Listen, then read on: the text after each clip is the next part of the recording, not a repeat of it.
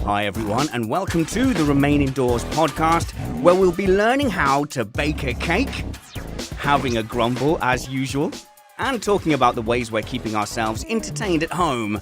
Remain indoors. I'm your host, Richard Spanners Ready, and I'm joined all the way from that there America land by Matt Rumpets. Went a little high there. Sorry, Matt. Oh, it's okay. You must be excited because we have indeed a very special guest on today. Oh, yeah. I'm looking forward to the information we're going to receive. I wish I'd baked more in my life. I think I was put off by the complexity of it. So we will be tackling that very important subject soon. And it's going to give me more shut-ups for the kids. Awesome. Baking is chemistry. We even filmed an experiment for my daughter's chemistry class, baking Irish bread with buttermilk. Don't try and tempt me into. Don't flatter me with, it's going to be science, therefore you'll like it. It is home economics at best. But are you familiar with the concept of shut-ups? Did you have those with your kids? No, I have no idea what you're talking about. All right, okay. So you only had one kid. So that one kid was like quiet and like reserved and like, Papa, are we going to the ballet? No, not until we've gone to the concert, little one. And you just swan around in domestic bliss. I had two, and they were terrible. And it was all about, he's pulled my hair. Well, she kicked me in the nuts. And it's that, right? And there's some point where good parenting practices gets overtaken by my absolute desire for them to just shut the hell up. And you can judge me all you want, but I would specifically in my bag have like a bag of sweets or whatever for when I need them to shut up. They're shut-ups. So you go, right, here we go. Oh, no, guys, fruit pastels, shut up. So kind of like a screen, but only in edible form. Yes, like the non-screen version of screen time shut-ups. Yes, iPads are a shut-up as well. But I got caught out. I was with my family. We went to a bike shop, hire place. We'd hired some bikes, and I wanted to hire a bike lock too. So we nipped in to hire a bike lock, and I saw these sweets on the shelf, and I went, "Ooh, they'll be good shut-ups." But I said it out loud, and the kids and wife were like, "What are shut-ups?" I'm like, okay, here we go. So now I have to reveal that I actively have shut-ups in my bag. That's all right. I always remember the day when my wife finally revealed to my daughter that I would frequently tell her she couldn't do things just to get her to do them. Reverse psychology. Oh, yeah. Yeah, it still kind of works, if I'm being honest. Oh, I do. That works with schoolwork as well. Well, you're not finishing your assignments. Maybe you're not capable of finishing assignments. Or if you really want to go into red flag.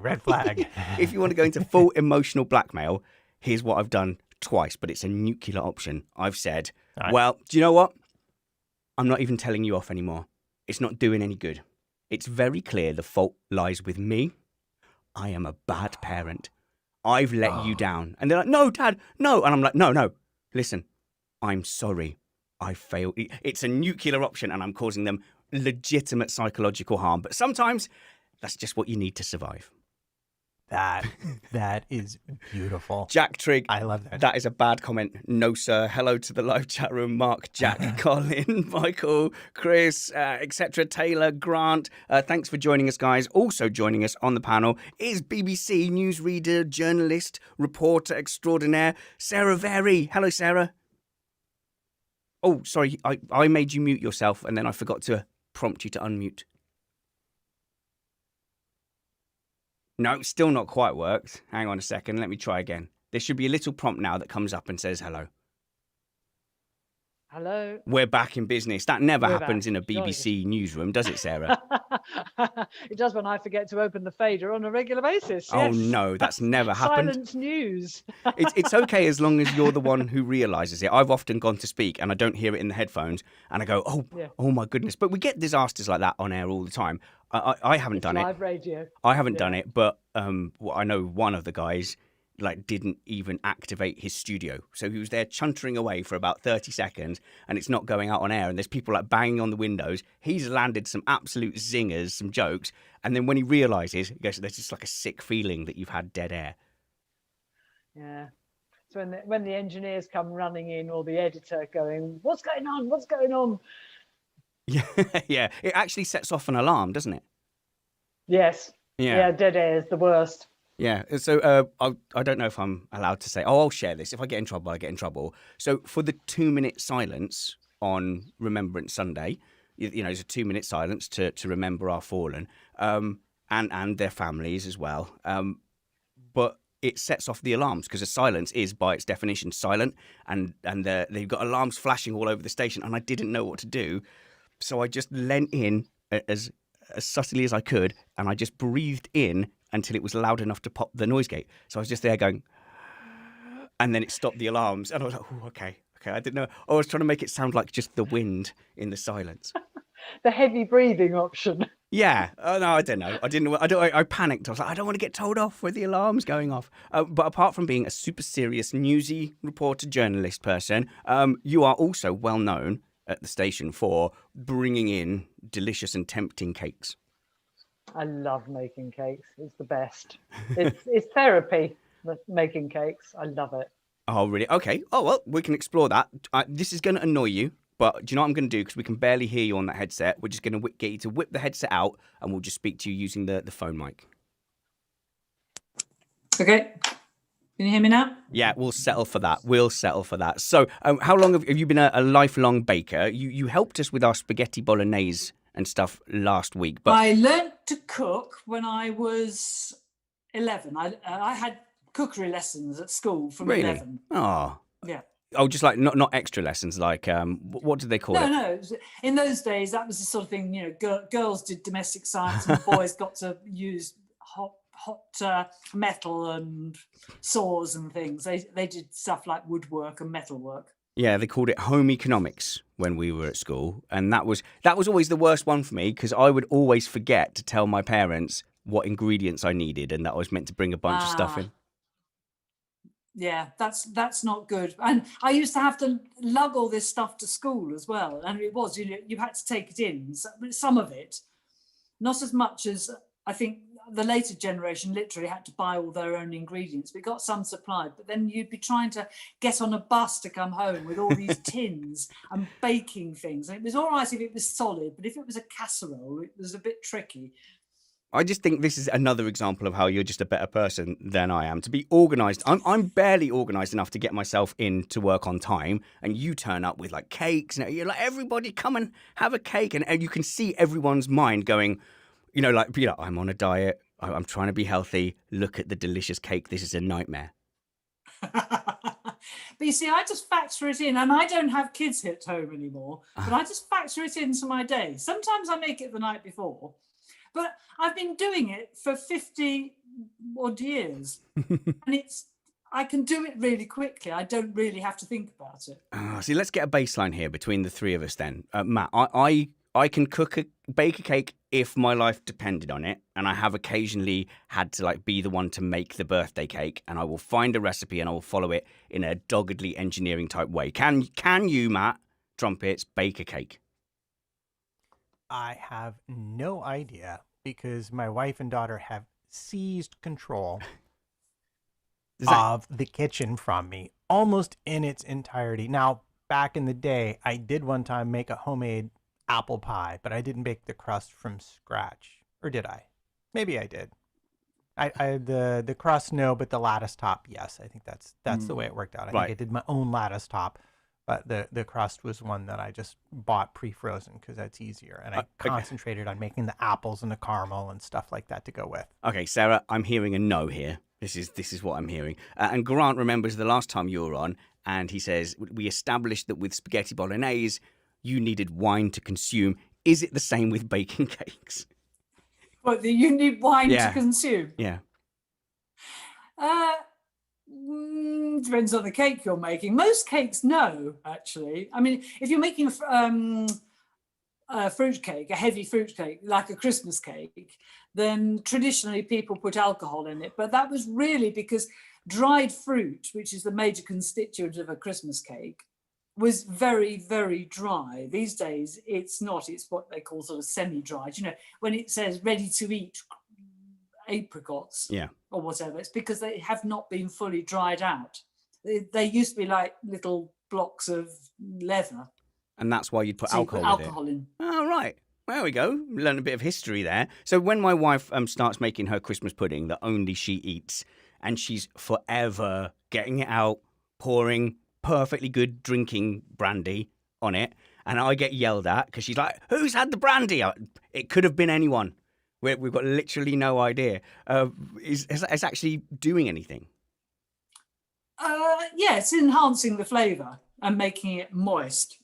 But you don't really need to use the sort of brandy that you'd want to pour into a decent glass and drink on its own. No. You know, there are grades of brandy. The thing is, she will buy the supermarket own brand bottle of brandy. You know, so own brand that it doesn't even come in a glass bottle. It's like it looks like a bottle of mouthwash almost. Nice. But that's my happy place. I mean, if I'm there and I go, ooh, affordable, neat spirits, I'll attack it. So she has to put it in the cooking cupboard and not the liquor cupboard. But you reckon she's actually adding some flavour? I'll stop giving her a hard time then. For once.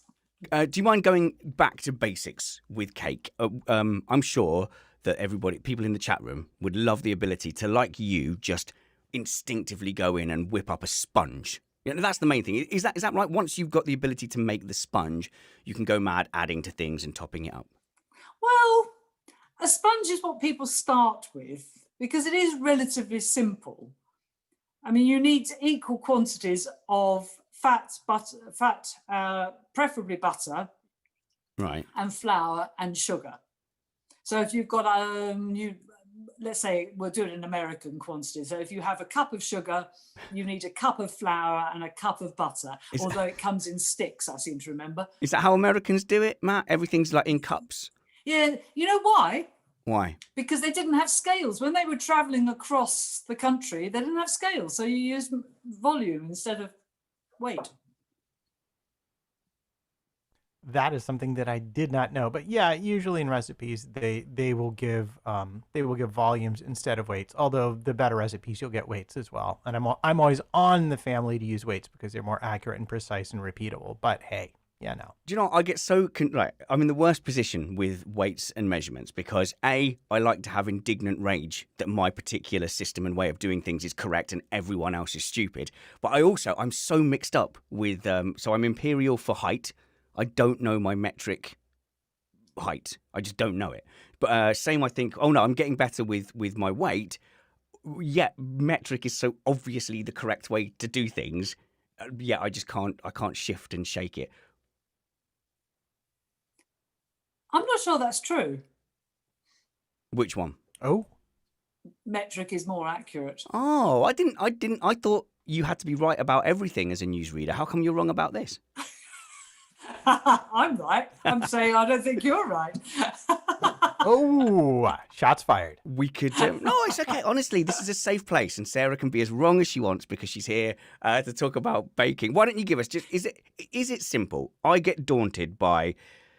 Like, okay, it's a bunch of flour, and then do I need like a special yeast? Is there like a foolproof way? I can go in my kitchen now. Wife will generally have all the stuff we need. A foolproof way to me: go in there, put a bunch of stuff in a pot, put it in one of those the round metal things that are flat at the bottom, but kind of have like walls. A cake tin. Yeah, cake tin. That's a useful name for it. And whip it up. Or is it complicated? Or can we go through a very simple one? The easiest cake to make is what's known as an all-in-one. Okay. Let's do that. And it comes back to it's like a Victoria sponge, which is the classic, 2 layers and then jam and cream in the middle. Yes, brilliant. That'll do. But that is potentially more difficult. Now, the key things you have to remember are temperature and timings. Oh, okay. Yeah, temperature timings. 200 degrees, 20 minutes. I said this last time. 200 degrees is too hot. As previously discussed, that is not the go-to temperature for everything. Fine. And ovens are tricky because the modern oven, a lot of them are fan ovens. Yeah. And fan ovens are great, especially for baking, because you don't have the problem of hot at the top and cold. Hotter at the top than they are at the bottom. You used to have to worry about where you put things in the oven. You don't anymore because the fan distributes the heat, right? I still do it though. I still do it.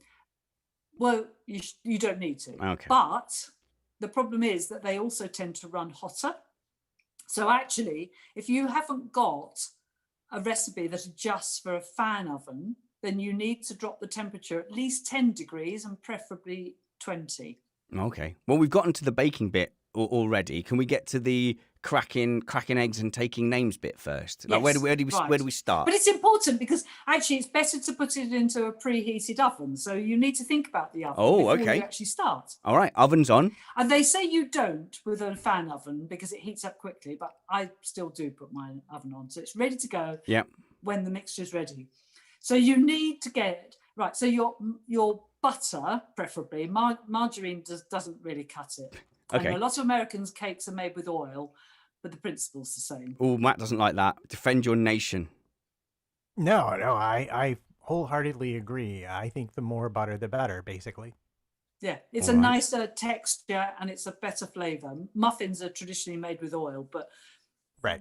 that's why they tend to come out a bit chewy. So, but your butter must be room temperature. It's no good taking it out of the fridge.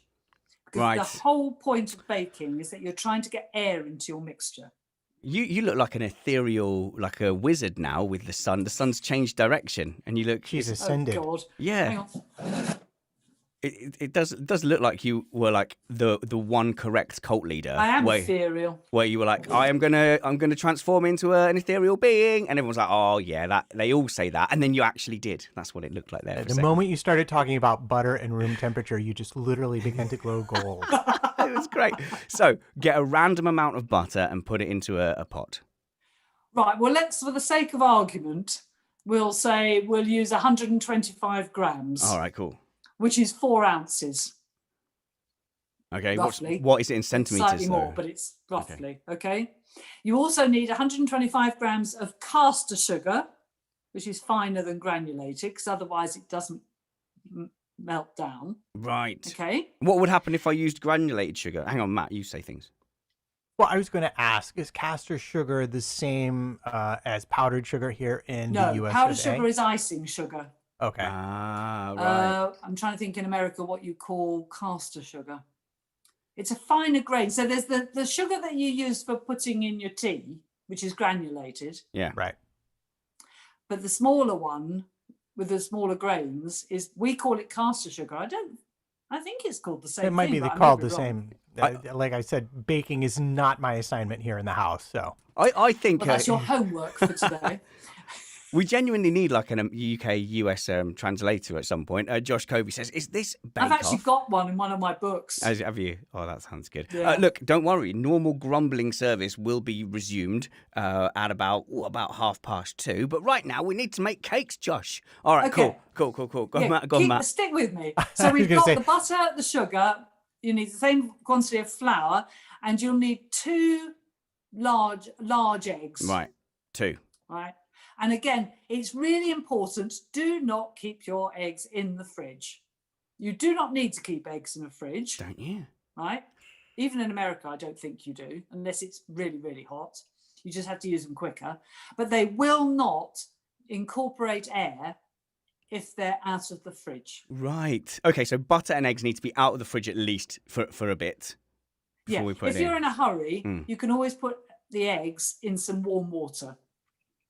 I wouldn't have thought to do that. I wouldn't have thought that would be allowed. Not boiling because you'll cook them, but hot. Oh, quickly, And- while we're here, because I always have to Google it every time. I need an easy way to remember how to check if eggs are good or not. Because you put them in water, and is it if they Yeah. go to the bottom, yeah, They're good. fresh. And if they float, they're not good. So if it floats, get it. Throw it away. Yeah, I was trying to think of a rhyme, but yeah, there's no. No, I think that's to do with something else. Okay, But anyway. sinks to the bottom, won't be forgotten because it will be in a cake that we're making. That'll do. Yes. Okay. And then if you put it all in the bowl together, Yep. right? So all those things, so the flour, the butter, the sugar, and the eggs, you might need a drop of milk. And if you are not using self-raising flour, then you'll need to add a teaspoon of baking powder. Okay, cool. Okay, so hang on, the different types of flour. Like I know, like I'm basically using you as my cake mum here, but I really am lost on this stuff. So I see flour. What are the different kinds? We've got normal flour. So there's what we call plain flour, which is just flour. There's nothing in it. Okay? Yep. But to make life simpler, the baking gods invented something called baking powder, which is a combination. This is the chemistry bit. So it's actually a combination of bicarbonate of soda Yep. and cream of tartar. Oh, okay. Right. Yeah. And it's a 2-to-1. So two. If you haven't got any, if you've got cream of tartar, you need 2 teaspoons to 1 teaspoon of bicarbonate of soda, and then put that in with the flour. Mark Greenhow, that's naughty. Do you remember those little submarines you used to get that when you were kids and you used to put bicarb in them to make them go up and down? That sounds like a great toy. Why did I never have that, Mum? If you're listening, No, you can still buy them. I bought them for my grandkids. All right. Well, hang on, I've got to write that down now as well. Bicarb. So when you put it in water, it produces bubbles. That sounds really cool. Oh, I definitely want to do that. I finally did the thing with my kids where you get Coke and then you drop Mentos into it and it explodes. Because I didn't quite believe that. I thought that was some kind of trick, but it works really, really well. It was the most fun.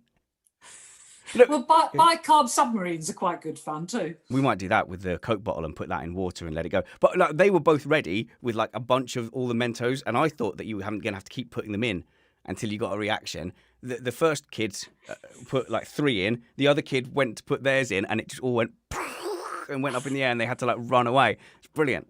I've got it on video as well. And they're like, again, we need to do a risk assessment. Yes, we should have done. Now we're working on little delivery systems so they can be wrapped up in paper and all go in at the same time for an even bigger explosion. I'm not a good parent. Good. I'm glad we got that kind of sciencey bit in there with the different flour. So if I've only got plain flour, I need to add something. If it's self-raising, you need to I'm put good baking to go. powder in it. Okay, and this is all just going in a saucepan, right?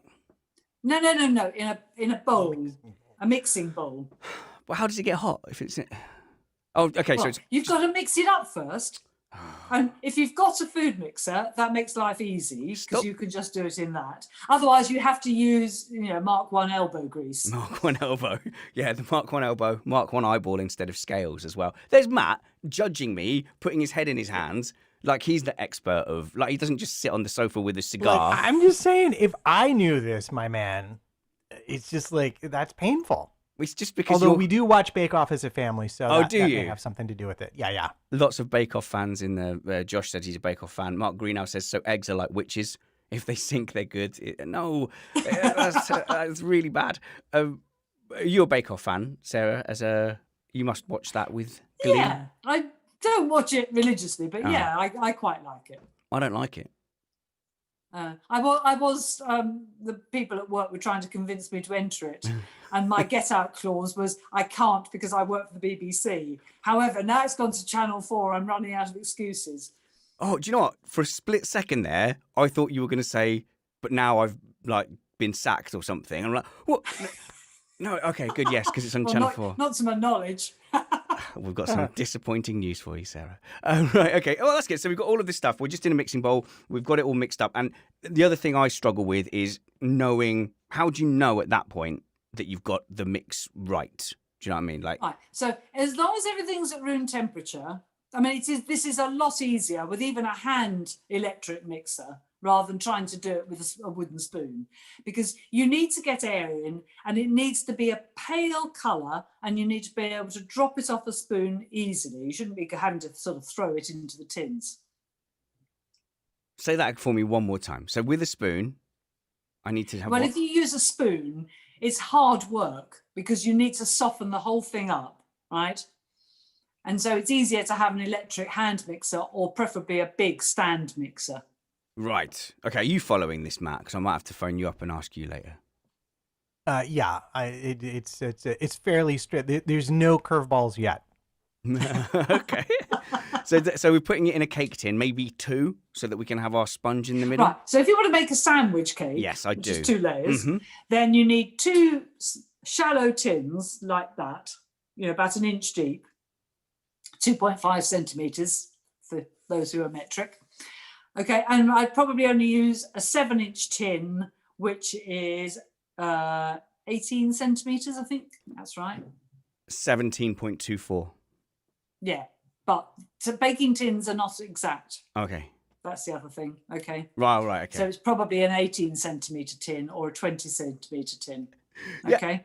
And then they're the most common. But you need to put some grease in the bottom and round it.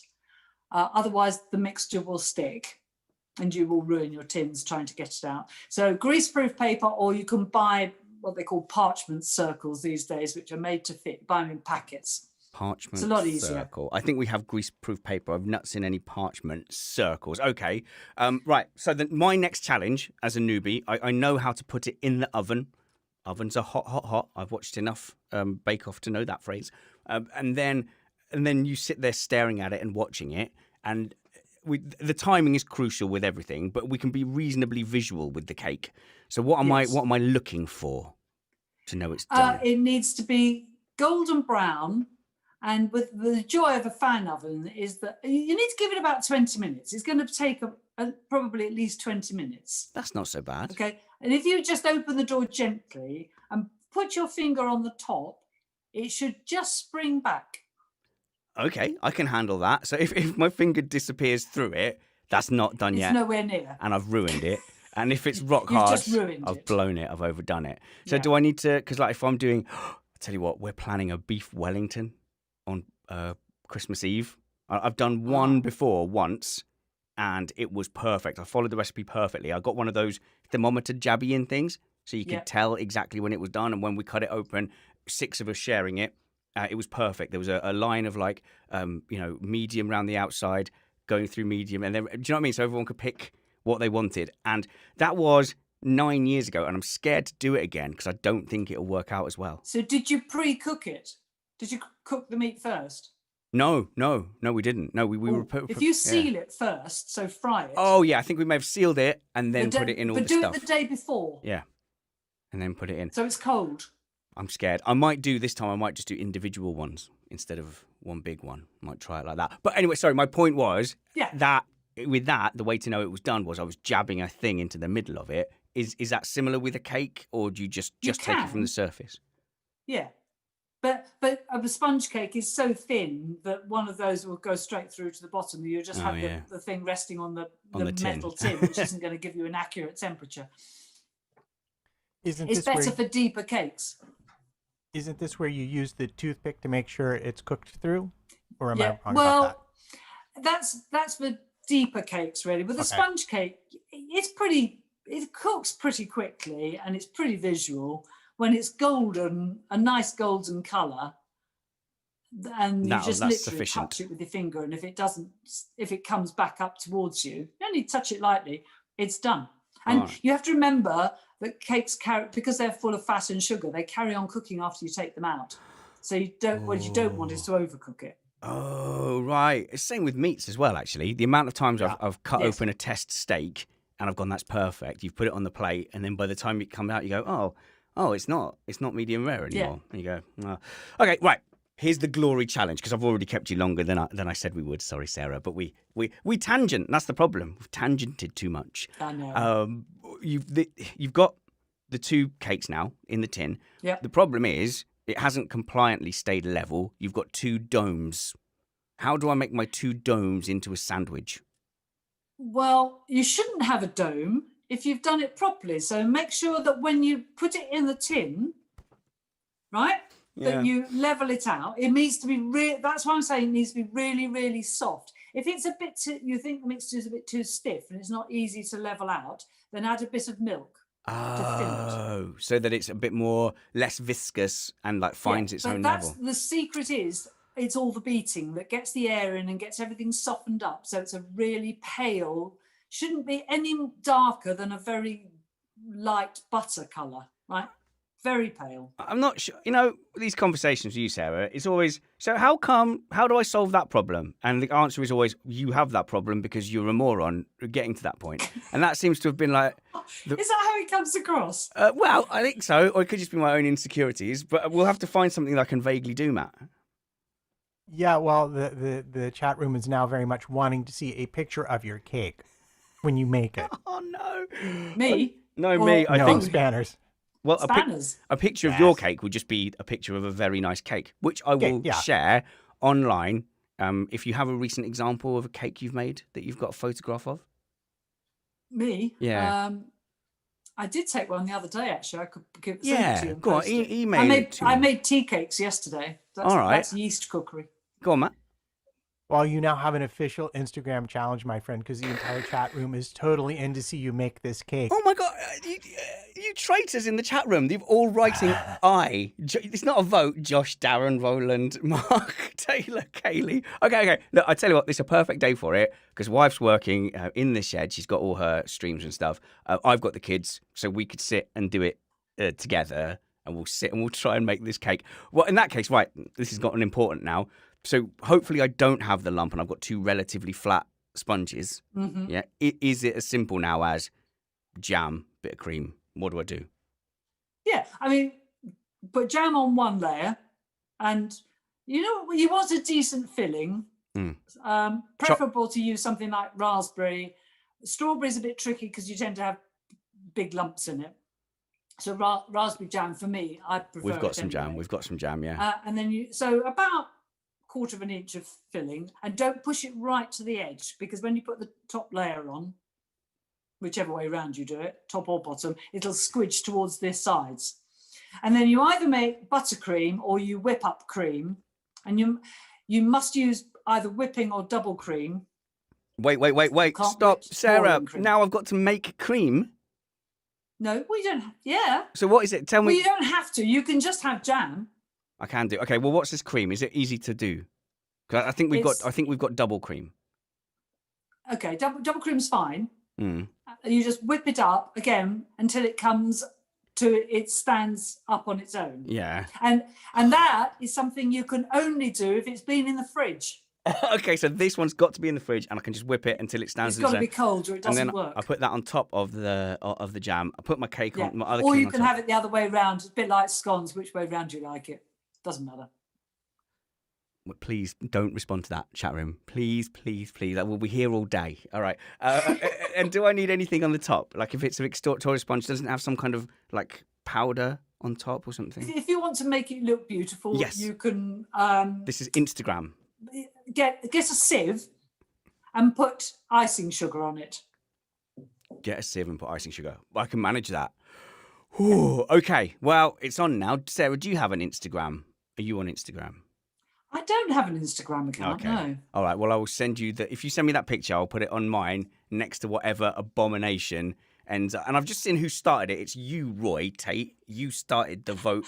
So I think I'm committed to There's that no now. point in me giving you all this tuition, is there? And you don't do anything with it. Well, do you know what? I was thinking about this the other day. It happens all the time on like radio shows and call-ins, and you have guests, and they have a really interesting topic. And in the moment, you're like, do you know what? I will build my own Christmas wreath. And then, like, you never do. And, like, oh, I'll check back in with you. And, oh, you'll come and visit us at this place. And in the moment, you're like, oh, yeah, definitely. And then but you don't. But now I'm being called on it. Now it's I'm looking forward to it. let's see. No, Darren, we're not putting cocaine through the top. She said icing sugar. Bad Daz. Bad Daz the gardener in the chat room there. Oh, Sarah, this has been wonderful. I honestly feel like if you got a recipe, that's one thing. But talking through the process and the mistakes and talking about it, I do actually feel like I can go and do this now. Of course you can. Yeah. One more time with feeling. Of course you can. Go That for was it. exactly the same. Oh, Sarah Mary, BBC news reader, reporter, journalist, and broadcaster. Does that sum it up? Oh, I love that. Yeah. Yeah, journalist. Sounds like I know what I'm doing. It's great. I'm sure you do. Sarah, as warned in the past, I'm very bad at hanging up on people, but I will abruptly hang up on you and hopefully get you back soon in the new year for some less, because we won't want cake in the new year because everyone's feeling fat and horrible. Maybe some healthier cooking techniques. Yeah, we'll find something. Soups, nourishing soups. Oh, nourishing soups. Oh, we just had our own butternut squash from our garden. Oh no, it was called an F1 something butternut. That's a hybrid. Yeah. That's just the way they grow it. Right. They breed it. I was very exciting that it had F1 in the name. It doesn't go very fast, if that's what you're thinking. No, but it did make for a very delicious and peppery butternut squash. It was amazing. So yes, nourishing soups in the new year. Sarah, thank you so much for your time. Thank you. I've been a lot of fun. Happy Christmas, all. Oh yeah, happy Christmas. Bye to your cat as well. Happy Christmas. Bye. And we're just left with plain, boring old Matt Two Rumpets. How's it going, Matt? You all right? Are you all right? Did you enjoy those cooking tips? Yeah, I did mostly because that they reflected poorly on you. Well, look, I'm not a proud man. I don't think I could do any of the stuff I do because, like, I would have to BS and blag so much to do anything other than admit that I'm terrible at all these things. But one of the major advantages of doing this show and doing like radio shows and stuff is you get to speak to like real experts in the field, and like every day is just a learning day. It's brilliant. Yeah, no, well, I do enjoy that whenever you hear about how to do new things and you're like, oh, that skill that I thought I could not possibly do. Well, maybe that is approachable. Maybe there's something that I have now the confidence to try. Even though in my particular case, I will not have the opportunity. In fact, yeah. If anything, I'm almost irritated that we had a baking show today, were it not for how awesome Sarah is, because the wife has decided to bake goods for our Christmas presents this year that we're sending out to all of our family, and all of the leftovers have now been set out to be consumed. And it's not a good thing for my healthy diet. That's all I'm going to say. How is your healthy diet? I didn't know you were on a healthy diet. I know you're fit. I know you run a lot, but you're actually on a healthy diet. Well, I mean, in terms of eating a reasonable number of calories per day and like a mixed diet, proper, some veg, some fruit, some this, some that. I'm not like on a 1,200 calories a day restriction, or that kind of thing. Oh mate, Yeah. I got really fed up. I've been doing it for months and months. Real like calorie restriction. It's fine. It's working. Bit of fitness, whatever as well. But I got to the point. And I just went. I am not eating enough food, and it is now affecting my mood. And I was just like, right, get a Chinese takeaway in, and then a few days later, I think we made a pizza. And honestly, after calorie restricting for so long, I just sat there and I just went, oh, this is brilliant. Oh, I feel amazing. I needed that. I think you need to do it like at least occasionally when you're trying. Yeah, well, no, you always have like your they're not cheat days, but like you have your exceptions. You have your days where you're like, okay, yeah, I'll have a bit of breakfast. I'll have this for lunch. We'll order out the bad food for dinner. I don't ever sweat that, but the majority of the meals I eat are home cooked and have like, your different food groups in them and stuff like that. And annoyingly, because as a dad, you know this to be true. You are the garbage disposal unit. Of course you are. Of the family. Mm-hmm. Whatever food is left when the others have served themselves, you eat all of that, and then possibly you steal some from the kids' plates as well. My poor kids, yeah. And lately, I haven't been able to do that. Like the amount of food, the volume of food I can consume has reduced. Oh really? You found Oh yeah, really? And if I eat everything, I just regret it intensely. For the next 24 hours, I'm like, oh, that was just too much food. So you've given yourself it's a weird thing. like a natural gastric band where. Yeah. Or maybe just like it's getting old. Like, I don't know. I mean, you see old people, they never eat as much food. I don't know. I don't know what it is, to be honest, but it's definitely like. Oh, no, that does happen. So I don't have any old people left, but I have adopted wife's grandparents, of whom grandmother remains on the Isle of Wight. And Nanny Seaside, we call her Nanny Seaside. Come on, kids, let's go and see Nanny Seaside because she lives by the seaside. Love that. Well, it's important, isn't it, to pick your grandparent name. Like generally the grandparent picks the grandparent name, don't they? Like, whether they want to be known as granny or grandmother or whatever. Oh, no. I usually over here, it's decidedly the kid mispronouncing whatever the actual name is. Right. And then that just sticks. Like in America. That's all they can say when they're young. On TV, you have Mima, and I've never heard that in the UK, Mima for a grandmother. Yeah. Like, is that from a certain culture or? Yeah, I think Mima tends to be more Appalachian, rural. than Oh. city. But you know, like I know my great grandmother was called Dee because literally the first time I tried to say her name, that's all that came out my mouth. That's nice. And that stuck. So I think a lot of families sort of go with the hilarious mispronunciation of toddlers, Yeah. and then that's just what you call them from then on. Fair enough. But this was decided by the kids because there was nanny who lived in their town, and this is their great nanny, and this Right. nanny, well, can't call her nanny as well. She's nanny by the seaside, so she has been nanny seaside since my kids could talk, and she loves it. It's really nice. But you know, she's old now. She's like well into her 80s, and we take Right. her out for a pub lunch or something. She cannot get a portion small enough, but also she absolutely abhors waste. So, due to her upbringing, she will recycle everything. She will cook exactly the right proportions. And the fact is now, she even orders a kid's sandwich and she gets very upset with them because she's like, can I have part of a kid's sandwich? And to the restaurants or to the pub's mind, they're like, oh, don't worry. It's still cheap and Just everything. check it out. But Yeah. for her, it's the waste. So then she has like the kid's sandwich, only eats half of it, and then we'll ask for a box for the rest of the sandwich because then she will take that home and use the ingredients in whatever, like tomorrow's salad. And it's such from a different time because I don't think there's many of us who would sit there in pub and think to do that. Yeah, it's and like I get that because I don't know about you, but you know I certainly grew up in the era of there are starving children in name current country in crisis, Yeah. and you know you were made to feel you should finish everything on your plate. And we actually with our daughter, I was like, no, do not finish everything on your plate. Stop eating when you're full, please. Yeah, but don't Because, ask like, us for more food later. You still need to eat as much as you need now, but we're not going to force you to eat stuff just because we've served it up. Yeah. So our attitude is like that as well. It's like we try not to give ourselves too much, but I'll just learn from that. I'm not going to put it in like a doggy bag or whatever when I'm out of the pub restaurant. I'm not quite there. But we started that by saying, stomach shrinking, eating less as you get older. Adam Rosales says, not drinking makes losing weight a lot easier. it just makes everything else harder. It makes everything else miserable. Why would you do this to... No, Adam, that is a ban. That's And then the next comment is, what's that, Adam? And they're asking for moderation in the chat room. Only kidding, Adam, of course. It needs an NSFW tag for sure. And I hate how true that is, though, because you can do things. So if you chug a bunch of beers, obviously it's going to pile the weight on. Pure sugar, liquid bread. You can moderate that by having less wine, arguably a little bit better, and then again just neat whiskey with a block or with a sugar-free mixer, even better.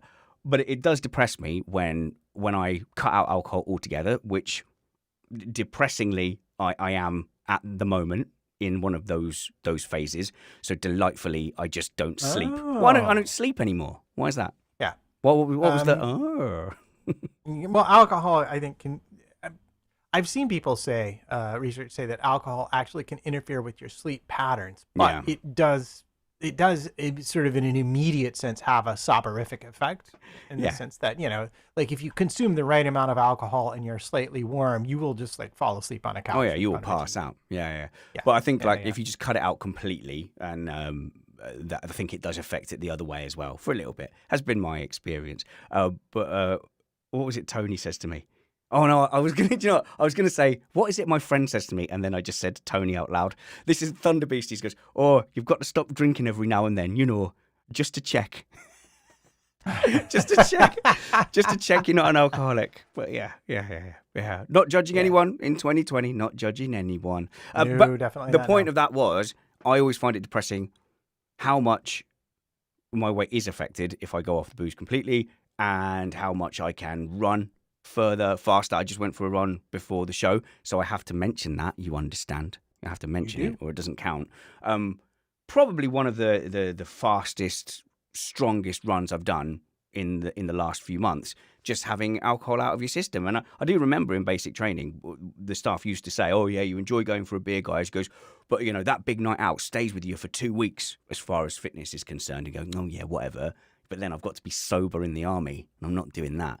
But I think there is some truth to that. Having alcohol completely cleared out of your system, will affect you in some way, in that way. unfortunately. Well, I would be intrigued because my theory would be that there is probably a level up to where it's not really going to make much or any difference unless you're an elite level athlete. And then beyond that line, it will definitely have an effect. That would be my hypothesis. Maybe we get Dr. Holding on here and we could run some tests or something. This is resonating. I think I've hit a bit close to home here. Didn't drink for 2 months when COVID hit, and this podcast started.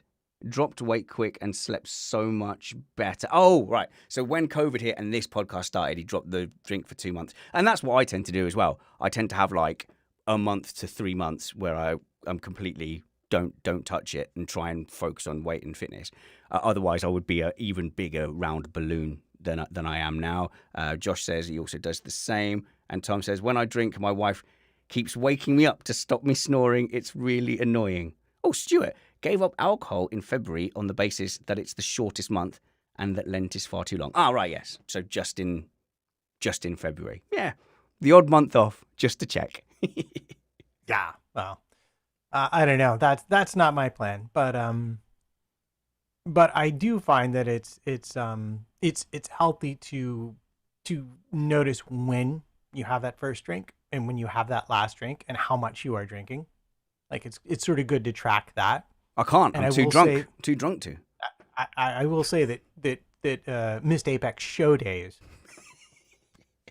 are a main driver of my liquor costs, I will say. On the show, what I tend to do is I rock up to the show sober, as I hope you do, because it's like 2:00 in the afternoon for you.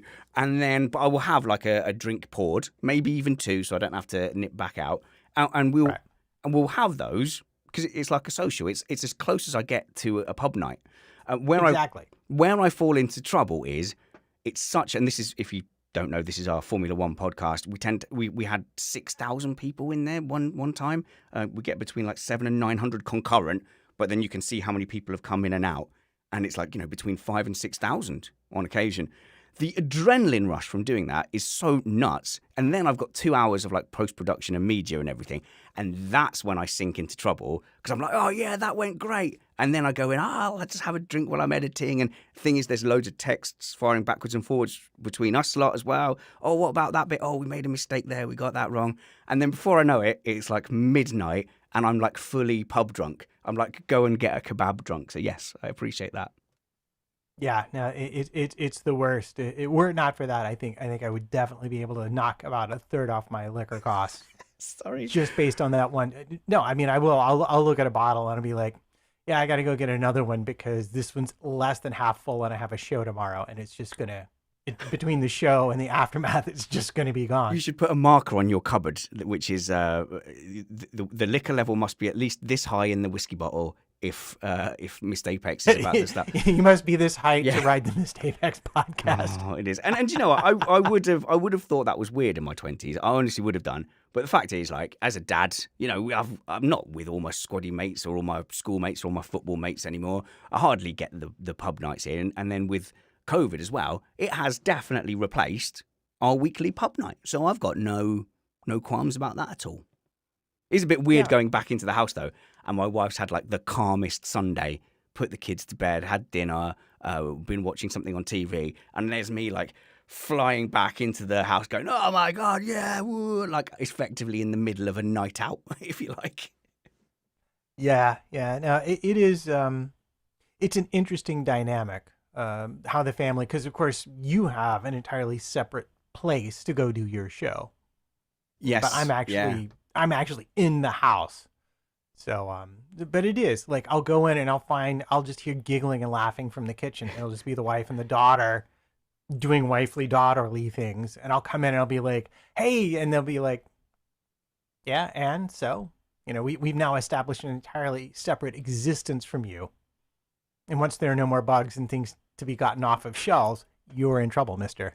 Like I get that feeling like they've made this bubble and I'm now no longer part of it for big chunks of the week.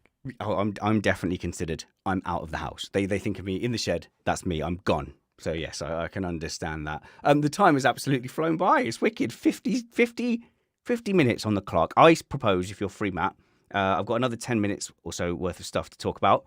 Okay. But This is going to be the last show until January because I was planning to take a Christmas break. And then, good news, I got a bunch of, media work and stuff between Christmas and New Year. When all the big boys need their holidays and they start bringing the super subs in off the bench.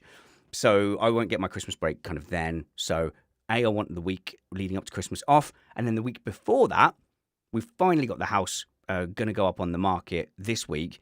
So we've got to genuinely go out house hunting. Apparently in this area, we've been surprised. In our area, houses have been going up for sale. They've been getting viewings the next day and accepting offers that day. So people have literally been selling their houses in 2 days around here at the moment.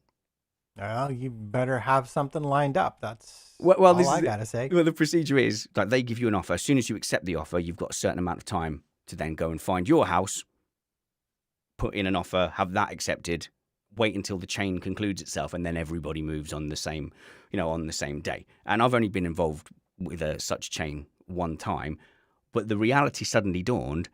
We don't know what we want to do. We've had this plan where we are moving because we've got no reason to be in the area we're in. We moved here for my job. I haven't had that job for 18 months. Coronavirus has meant that my wife doesn't need to be in a particular place either. So we had this plan, either move near to the family in Essex, which is a bit expensive, or go away to the coast. And the further up the coast of East Anglia we go away from our family, the cheaper it gets, the more vast lands we can attract. So big house, vast lands near the beach, or smaller, something like a 3-bedroom semi that'll be fine, but we can see more of our family. The crunch time is next week, and we are no closer to deciding which one we want to do. Good luck with that. You're going to decide what Miss Banners wants. I bet, though. Honestly, at the end of the day, I bet she makes the choice. She really wants me to make a decision, and I know she wants me to make the decision that she's happiest with. Yeah, she wants you to make the decision until you tell her, and it's not what she wanted. Yeah, do you know what it is? Then you will hear about it. I think we both want the vast lands. We want the big house with a big garden near the sea. Literally like 2 hours away from everybody, though. So we're just like, is that foolish? Are we being foolish to effectively, like, if you know Britain, it's North Norfolk is where we're talking about. So northeast Norfolk, and it's tucked right away in East Anglia. So we are going a little bit back of beyond on an adventure. But also we figure if we live by the sea, people will want to come and visit us in the spring and summer, won't they? Yeah, well, and if you have enough room, they will. Exactly. Well, it'll be like a festival. Assume, restrictions aside, come to our vast lands. We shall set up badminton courts and petanque and croquet. Marvel in our vast space with our river running through. No, I don't think we've got river running through. No, I'm imagining you with like shotguns and people to beat the bushes for you. Honestly, that is the difference. It feels like if, like in Essex, we could probably afford, a detached or a terraced house in a busy town street. Whereas if we go out to this location, where the schools in the area we're looking are actually fine. Big problem with coastal schools for some reason. Coastal schools in the UK seem to be bad and like really suffer from a lot of poverty. One area we looked at had like 70% subsidised school meals for children, and those schools are struggling. So we have found an area that's coastal where that's not the case, but it really is miles and miles and miles out of the way. But yeah, it's just it feels like a random and immature decision to make. That's all. I bet I know why the houses are selling so fast in your area. I have a hypothesis Go based for it. on the Is it fact me? that I know someone in real estate here in New York, which is, with all this work being virtual, I think people are bailing on London because they don't need to be there for their work anymore for the commute, but they don't want to be so far away they can't get back into the office if they need it. And my memory of your location, because I have been to your general town area, if not your actual house, which remains a closely guarded secret. I don't like having guests.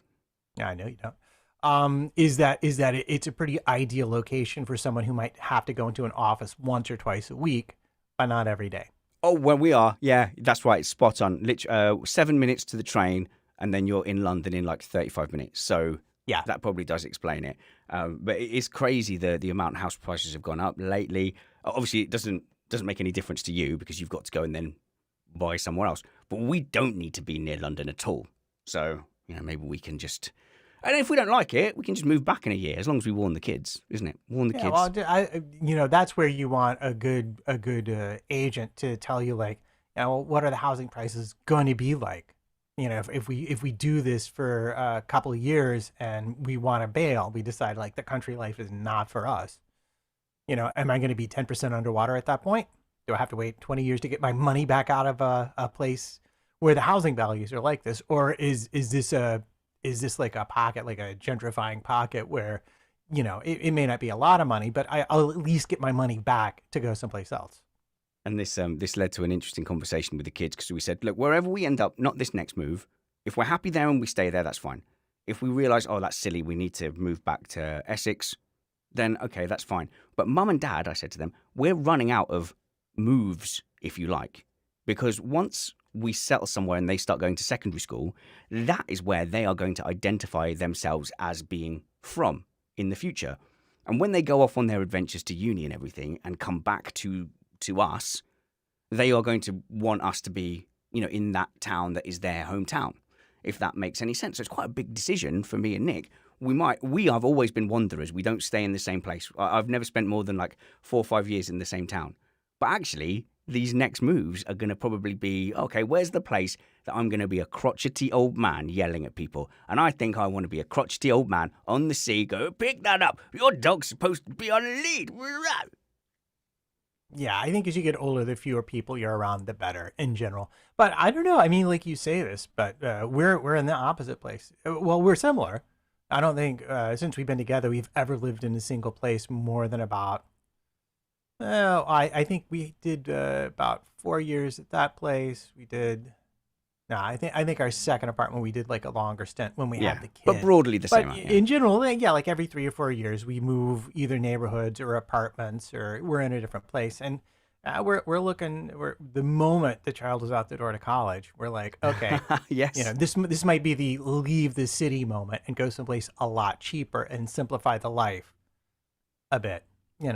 But we don't know. Who knows what's going to happen? And at your age, I that don't could even be know if we're going to have jobs back ever. that could be the last move for you. I doubt it. So, like, obviously, we could move house again. Hopefully, I'll become fantastically successful and need to get a mansion in that area. But you go, oh, which actual area do I want to settle in? So it's a weird decision because I've never had to do that before. But it's meant obviously selling this house, and my wife, for whatever reason, she hasn't got it in her head that the new people will come in and do what they want to the house. It's like she feels like the people who are moving into the house are her guests, and she needs to make it nice.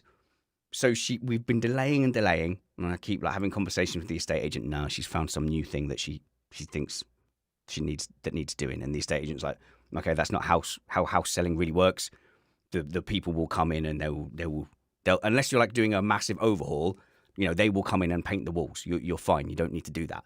I'm like, yeah, no, I've tried telling her. I've got no power in this house. And you're like, yeah, no, me neither in my house. All right, good luck. I'll speak to you in a couple of weeks. And we've had that conversation go round and round. Every time Nick has painted an area or fixed a thing, it's made the neighbouring bits look worse.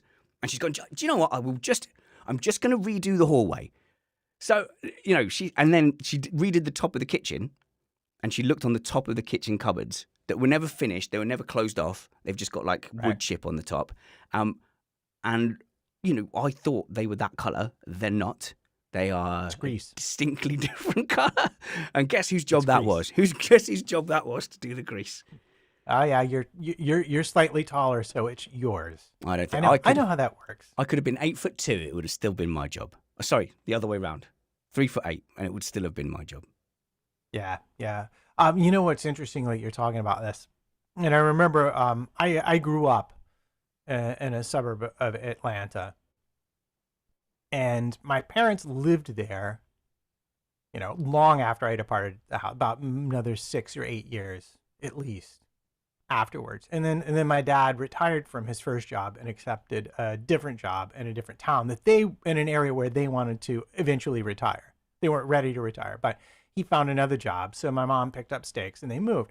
But before they sold the house, I went to visit them one last time. And now I've been living in New York a fair number of years at this point. Yeah. But in order to sell the house, they pulled up all the carpeting, repainted everything, and got rid of all of the stuff. So like when I walked in the house, I was just like, oh my God, what have you done to the place I grew up in? It was like walking into like an institution instead of like a house. A home. Because yeah, they not made a it home. pristine to get a better price. You know what I mean? Yeah, that's what we're going for as well. Better presented. You know, we can't take a picture of the internals of the shed. So, because wife's like, that's a security thing. People will then want to break into the shed. So everything on the photos day is being like, you know, the Christmas tree is being moved into the shed. Certain cupboards and things, and the cat tree is being moved into the shed, just so that it looks all like clean and fresh. Are you going to do the baking thing if you have people come over and look at the house? Oh, so it smells nice of baking. Yeah, that's like a big trick here in the States. Is like it? always make something the morning you're going to have the open house. So it smells like bread or cookies and Instead of cat food and despair. Yes, we should Yes, probably exactly. do that. And by the way, just a quick note in the chat room. No one's accusing me of anything, but just wanted to make it clear. When I said about the houses having a really high like proportion of free school meals, I'm not being a snob. I was on free school meals as well, but it's a very easy indicator to just to point to, oh, that school is in an area that is struggling. And then it also so happens that those schools, for example, I was looking in Yarmouth, Great Yarmouth, those schools have been failing and recovering and seem to follow that pattern. I wasn't saying, oh, we're not going to go to the school because people who have free school meals are terrible human beings. That was me as a kid as well. I'm just saying it's an indicator of the area. I just wanted to make that clear, Matt. Yeah, no, I understand. Well, now you're getting to, now you're really getting to my wheelhouse as someone who worked in a public school for 18 years, not as a certified teacher, but in a school. You're getting to a real interesting area of schools and economics and making decisions like any parent. And this is one thing that I did learn when I was trying to get certified, which I passed all the testing for, but I ran into a bureaucratic issue with. One of the important things to remember is that every parent always wants the best education possible for their child. And they're generally bounded by social and economic reasons as to why they're not into the very best schools. But when you get an area where you have 100% of kids getting free meals, doesn't mean the teachers are bad, doesn't mean the kids are bad. But what it does mean is the school is not going to have, we have like these PTAs, we call them over here, parent-teacher associations, and they raise money and get extra things for the school, like entire arts programs that aren't funded by the government anymore. I know it's different over there. But it's similar. So when you have the wealthier parents groups, then your kids have more better things. Do you know what I'm going to do? This is one of those situations where I'm wondering whether I said a bad thing. I know what I meant, but I'm gonna go. I think it's okay, but I'm gonna go away and have a real think about that and just check that I'm not like being a horrible person by looking at a school that says failing and then sees it's one of the top stats and then going, well, we're not moving there for that reason. I'm just going to check that doesn't make me a terrible person. But I am, like most parents, I'm looking for a good school, and schools are often a marker for what kind of area that is going to be that you're moving into as well. Better schools drive up house prices, man. Like Yeah. over here in the United States, there's a big correlation. And again, this is why people, on two salaries will max out the house they can buy, because inevitably that house might be smaller. It might not be as well kept. It might require more work and maintenance in the long run. But if you've got kids and it's in the best rated school district, you want your kids to go there, because then they have a better chance. And I mean, in New York, we play this game with magnet schools and specialized high schools. And I've seen my daughter at age 11, 12, audition to get into one of those schools against a fair amount of competition. And again, to go to high school, like flat out, I mean, she took the equivalent of an SAT to get into the specialized schools. And then she auditioned again to get into the specialized art school that she's in. And, she's going up against like, well, what's the admittance rate? Oh, it's like 4%. It's like, how many people are you doing? 30. Wow. How many people are auditioning? 800. And that in New York, that is the competition And to she get got into in. good schools. And she got in. Yeah, she on did. that. Yeah. She's a talented kid. Your And, wife must be smart but- then. Well, one of us has to be, right? Yeah. This is the joke. Me. This is the joke. Matt, we Look could, at me. I'm a musician and a podcaster. What kind of intelligence could I possibly have? we We're better than PE teachers, at least. Now I know I'm being offensive. I'm sorry. That is a joke from Red Dwarf. That is that the supercomputer says I've got an IQ of 6,000, approximately equal to 12,000 PE teachers. So that is not my joke.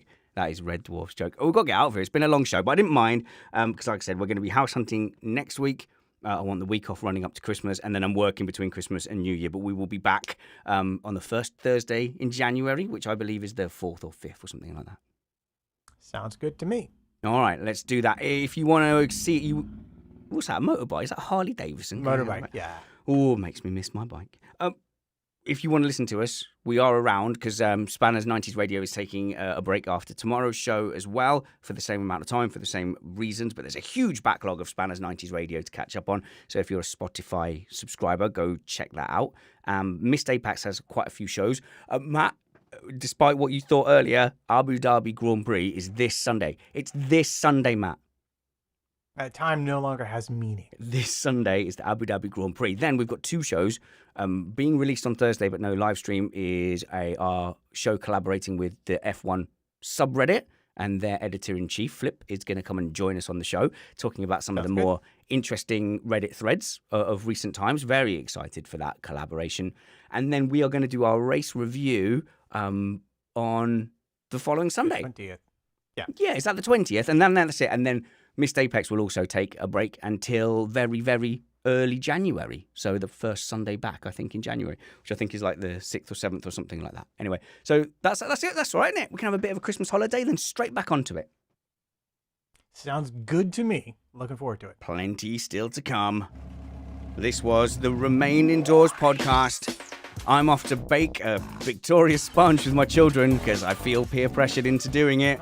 Matt's going to go and check the levels of his whiskey are ready for Sunday's show. Keep yourselves safe out there. The finish line is in sight, but there's a little bit of a way to go. Remain indoors. Yeah, timed that one good. Yeah.